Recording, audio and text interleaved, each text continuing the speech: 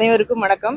இன்றைக்கு பாட்டாளி மக்கள் கட்சி சார்பில் அனைத்து பொதுமக்களுக்கும் ஒவ்வொரு அந்தந்த பகுதி மாவட்ட செயலாளர்களும் பொதுமக்களுக்கு இனிப்பு கொடுத்து வெடி வெடித்து மகிழ்ச்சியை கொண்டாடி வருகின்றோம். ஏன் அப்படின்னாக்கி கடந்த 46 வருஷமாட்டு சாதி சர்வே எனப்படும் சமுதாய சர்வே கணக்கெடுப்பு நடத்த கோரி நம்ம பாட்டாளி மக்கள் கட்சி பல போராட்டங்களை நடத்திட்டு வந்திருக்காங்க.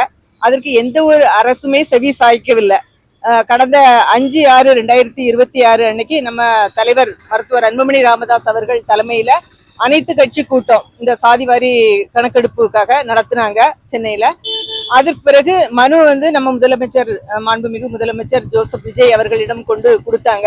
அதற்கு இன்று 18/6/2026 இன்னைக்கு நம்ம சட்டமன்றத்தில் ஆளுநர் அவர்கள் உரையில சாதிவாரி சர்வே கணக்கெடுப்பு நடத்தப்படும் அப்படிங்கிறத உறுதி கூறியிருக்காங்க.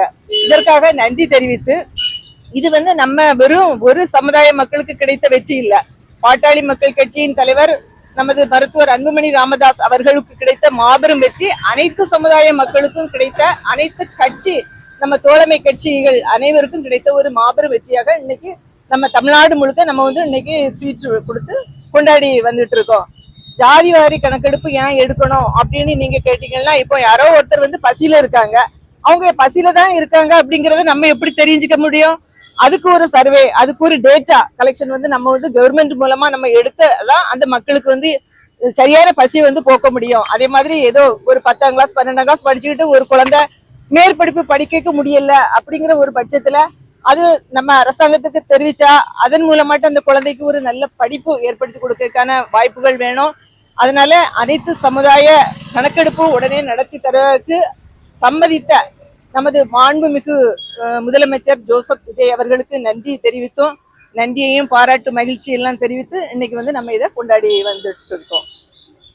நன்றி, வணக்கம்.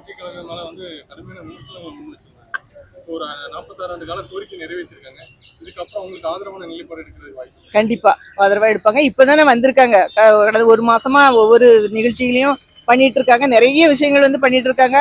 இப்போ மாசம் ரீடிங் எடுக்கணும், இபி ரீடிங் எடுக்கணும், அதெல்லாம் கூட இப்போ அதை முன்மொழிஞ்சிருக்காங்க. நாங்க கண்டிப்பா பண்ணுவோம் அப்படின்னு. கடந்த 2 மாசத்துக்கு ஒரு முறை எடுக்கும்போது அந்த ஸ்லாப் ரேட்டு அதிகமாயிருது.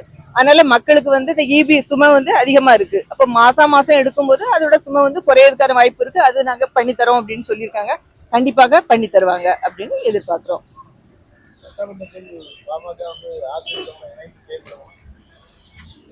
கண்டிப்பா செயல்படுவாங்க, தோழமை கட்சியோட சேர்ந்து செயல்படுவாங்க.